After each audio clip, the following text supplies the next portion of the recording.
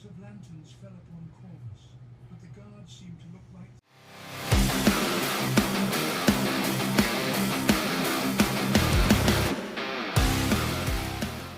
All right, this is as much an update video as it is responding to comments and all the things that we like to do. I wanted to specifically state that I've gotten a really positive response from the Warhammer 40K and the hobby videos that I've been making, but I want to make sure that subscribers that have been following me for the last couple of years, I'm not losing focus on lifting, and in fact, things are about to get kicked off into outer space.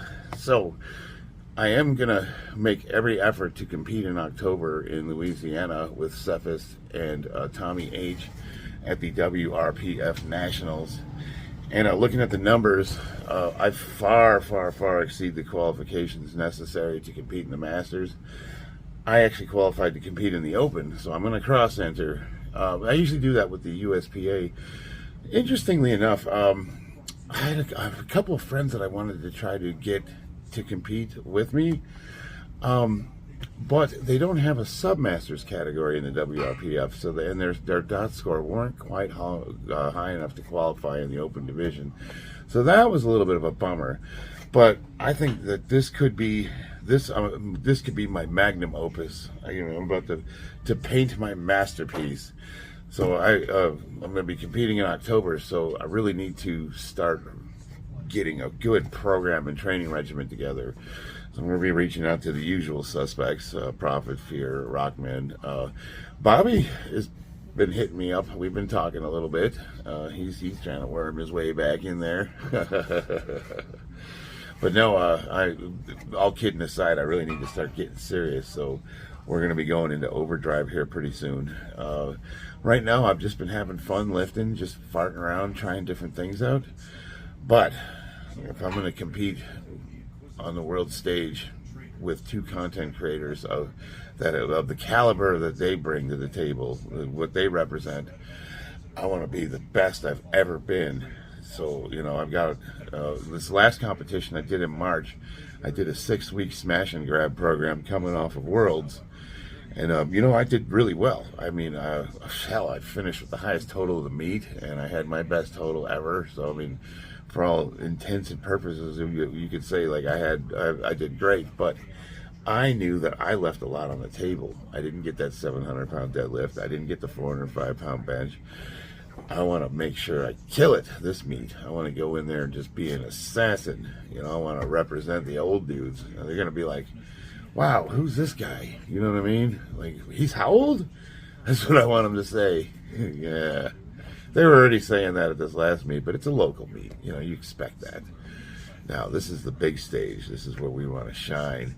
And I have this knack for, like, somehow screwing it up when I go to the big ones. Something goes awry every single time.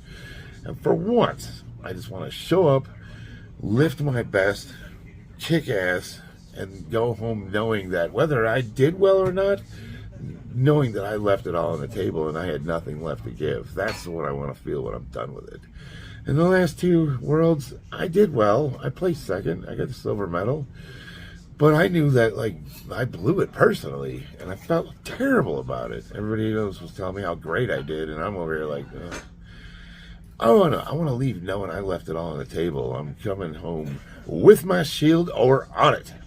More to that, I've created some playlists. So I want Warhammer and Friends for all of the hobby-related videos and things like cosplay or like when I dress up and mess around with fake swords and that kind of crap.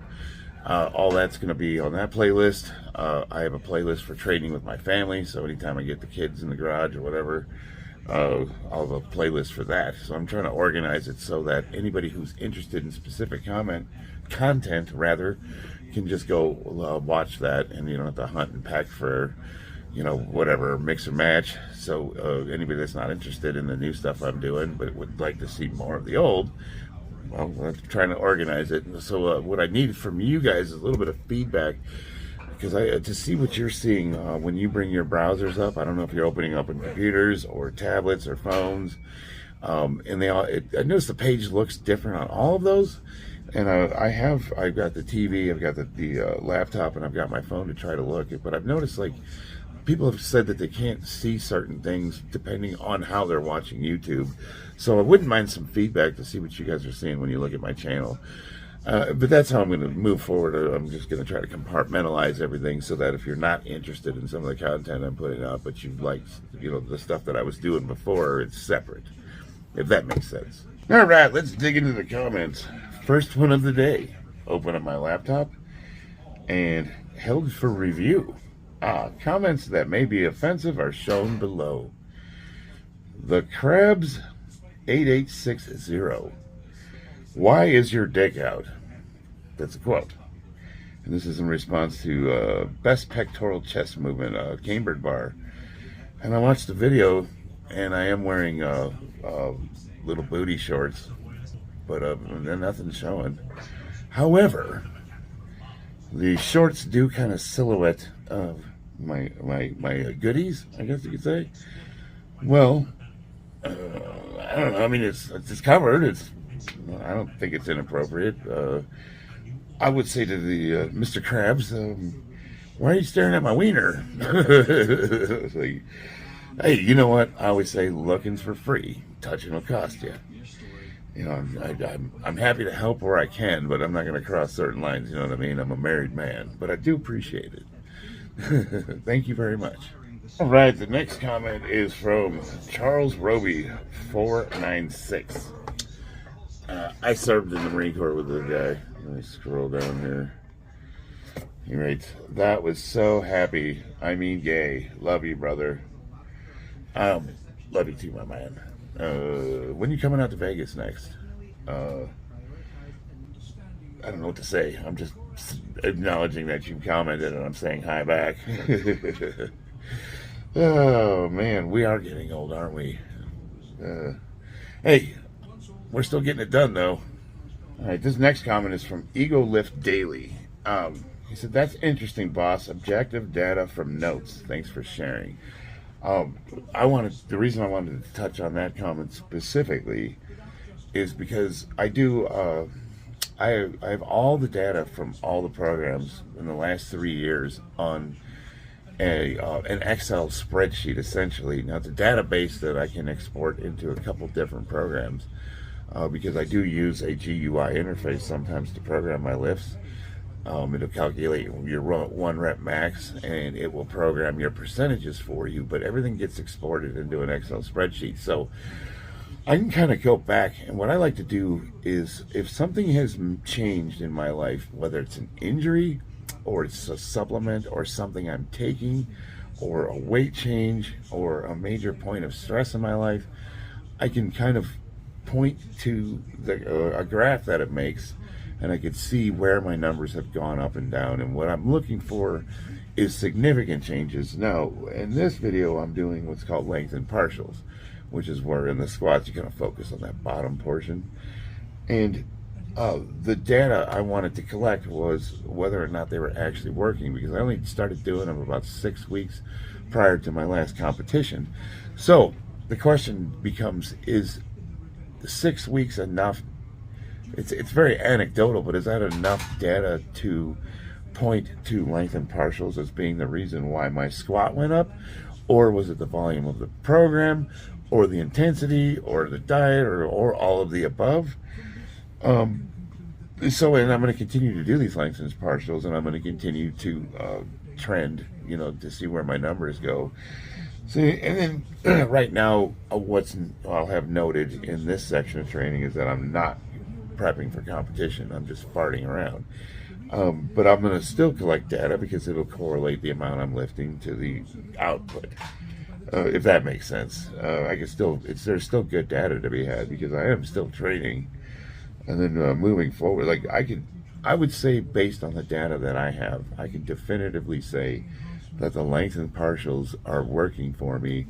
But there's one thing that the data does not show, and that is that I've had consistent issues with squat depth in competition, in the garage. I've always had an issue where for some reason I'm just not hitting depth. And length and partials absolutely 100% fix that problem. It almost forces you to be in that range of motion. So when game day comes, I don't know. It was definitely a game changer, and I've been trying to include them to as many lifts as possible, just to see what kind of gains I can get across the board. And if nothing else, it's a fun way to train. You do more work with less weight, if that makes sense. And it ups the difficulty using less weight a lot. Sucks for the ego lifting part of me that wants to show off the big weights, but at this point, what are we doing? It's like we want to train in a way that's effective. And yeah, honestly, I feel better all around. My range of motion, my joints, all the pains that, the aches and pains you get just from getting to where we're at in life. Most of that stuff's been alleviated by doing this kind of training. So I'm just going to continue to do it because it seems to be helping me out. All right. Bobby Forever, going by the name Millennial Power Sailor Strong, commented, cut the deadlift work in half. What is he talking about? This is under a Matt C comment. Matt C, baby. Destroyed it. Length and partial squats are brutal. They are. Holy crap. Prophet Fear. Love him, hate him. The guy, he knows what he's talking about. As far as I can tell, everything he's got me doing has worked. So, what can I tell you? Say what you want about him. I'm gonna keep doing it. But now in this instance, what am I talking about? Cut the deadlift work in half. In that video, I had mentioned that doing these length and partials and upping my squat training 2-3 times a week, I've been able to reduce the total amount of deadlift work I'm doing by 50% on, maybe a little bit more. So by focusing more on squats, which is a very safe movement for me, I have no back issues. The way the weight is on your back, everything, it's just much safer for me to do squats than it is deadlifts. Going heavy on deadlifts puts my lower back in a compromised position because of some of the injuries that I've had. So I'm always running that risk whenever I go heavy of, if I'm not super careful, if I don't keep my core tight, if my form slips at all, and I'm not paying attention, I will hurt my back, and then I'm out for a couple weeks, maybe longer, maybe more. Maybe this is the one where my dead back blows out. So I try to do as little deadlift work as possible, but I still want to hit my goal of deadlifting 700 pounds. Well, one thing this Candido 6-week program that I just did for this last competition made loud and clear, and you can look at the data and the way the program's written, is it focuses way, way, way more on squatting than it does deadlifting. Deadlifting is an accessory for a squat day. On one of the squat days, you go in, you do your heavy squats, and you immediately go into deadlifts as your accessory, and that's your deadlift for the week. Well, my deadlift still went up, and I PR'd at the meet, and I made a 700-pound attempt, which I broke off the floor and got to my knees before my grip went out. Man, I almost had it locked out, as a matter of fact. So I almost had a 700-pound deadlift. And that's with a third of the volume that I was doing. So not only am I not destroying my back, my numbers are still going up. But the key is you have to be a little bit strategic about it. So when you are doing your squats, you have to think, well, how is this going to translate to my deadlift?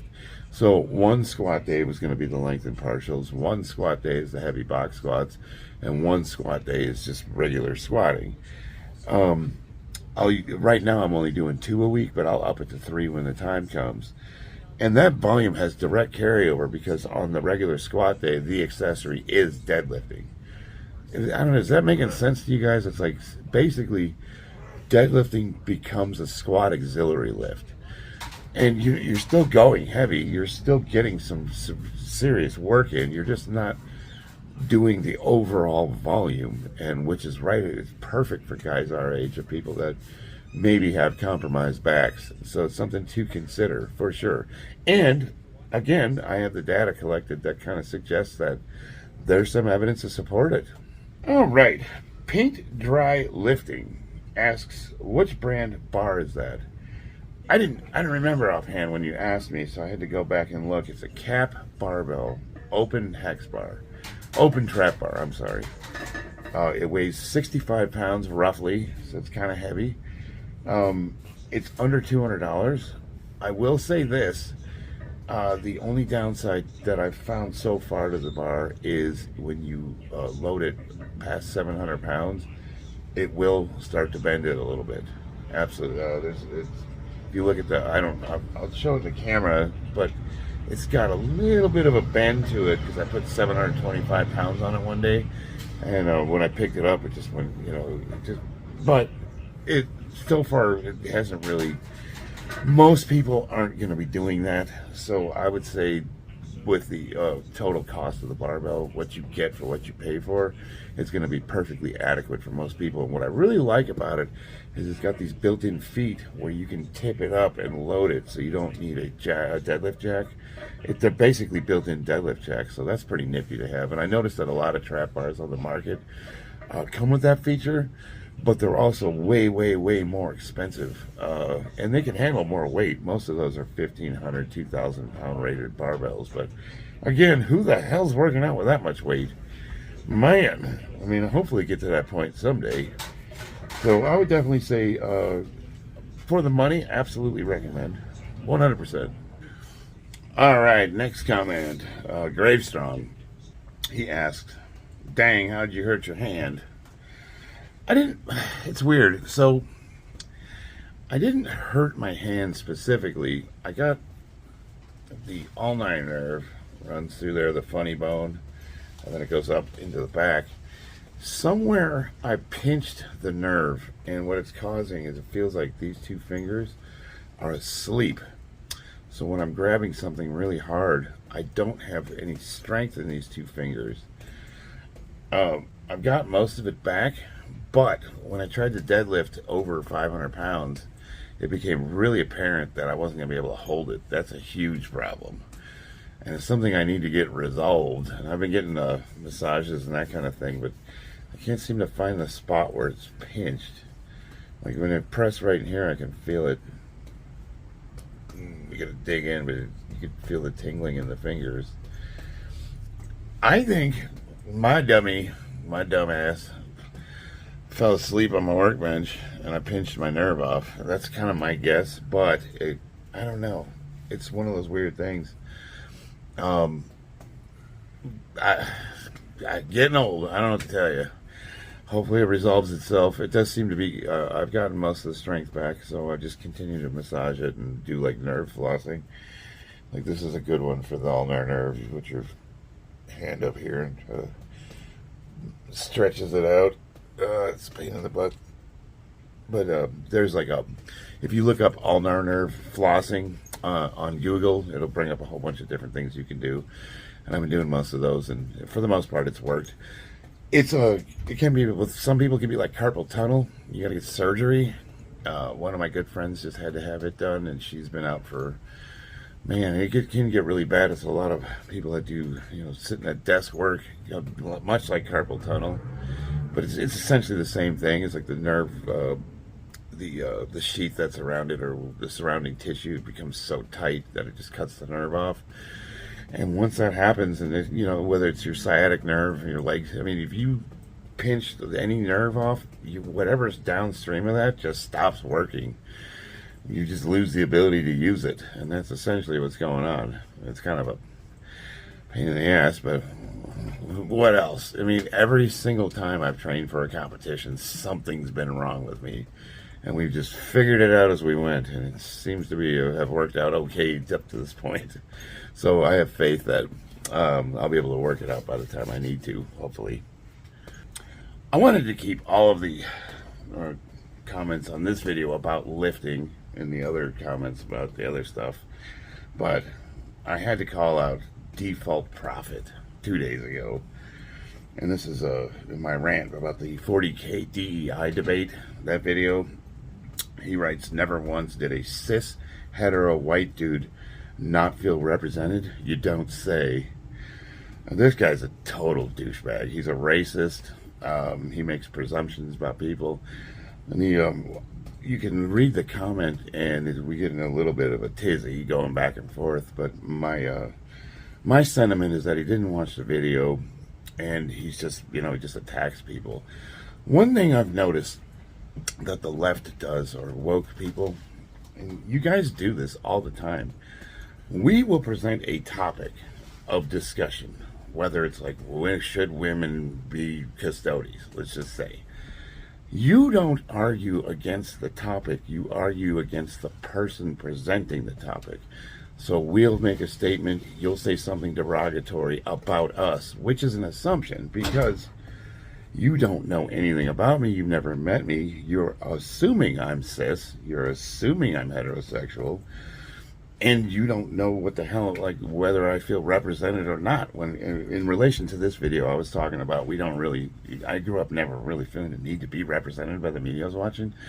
I'm watching Wonder Woman, and I was like, what? I don't feel like I need to be inserted in that story. We didn't grow up with that narcissism built into us. And your argument was like, well, yeah, you're white. Why would you feel the need? I'm like, dude, first of all, you don't even know the shows we used to watch. You have no idea. You're just making assumptions. They always make assumptions. I'll bring up a subject, they just attack me directly, and that's how it always goes. You guys never, ever add to the conversation. You just assault the person presenting the topic. You just call us names. And it's silly, because when we point that out to you, you double down on the argument. I welcome you guys to go read this thread. I mean, it's just stupid. And he basically, see, now, if you pointed out something I did wrong, like he said that, because I said cis was derogatory. I don't like being called cis. You can call me straight, you can call me whatever, but cis to me is an insult. And he says, yeah, well, that's the same way you use trans. Well, I was unaware that trans was an insult. I'm like, oh, if you tell me that's insulting, I'll stop using it. I don't know. I had no idea. He would not. He would just double down. He would just come up with an excuse or a justification as to why it's okay to be racist. Or why calling somebody white and pointing out that as a feature of the discussion is just like, well, what's racist about it? Are you kidding me? Replace that word with any other, pick a friggin' whatever, other than white. And it immediately becomes horribly racist, and people would dogpile on me, right? I mean, are you kidding me? Like, it's just not okay, dude. And I'm going to call it out every single time. I mean, you guys, you don't have an argument. You don't add to the discussion. All you do is drop insults. And then when people point it out, you double down. You justify it. You find a way to make it okay. And it's just not. It never will be. I mean, you can stand by your beliefs, and you could think it's okay in your mind, but it doesn't make it okay. Like, if you're okay with murdering somebody, that doesn't make it moral. You know what I mean? It's just like, I don't know. I can't deal with these people. They're just so ignorant. And when you point out their ignorance in very specific, easy to understand language, they just refuse. They refuse to ever acknowledge any fault. They refuse to acquiesce anything. They just always double down. And I don't know if it's because of the bubbles you guys are in. I mean, where everybody agrees with you and you feel like you got that mic drop moment. It's like, I'm not interested in that. I'm not trying to compete with you. I'm trying to talk to you. Ugh. Anyway, I gotta get to work. So, I love you guys, and I will see you on the battlefield.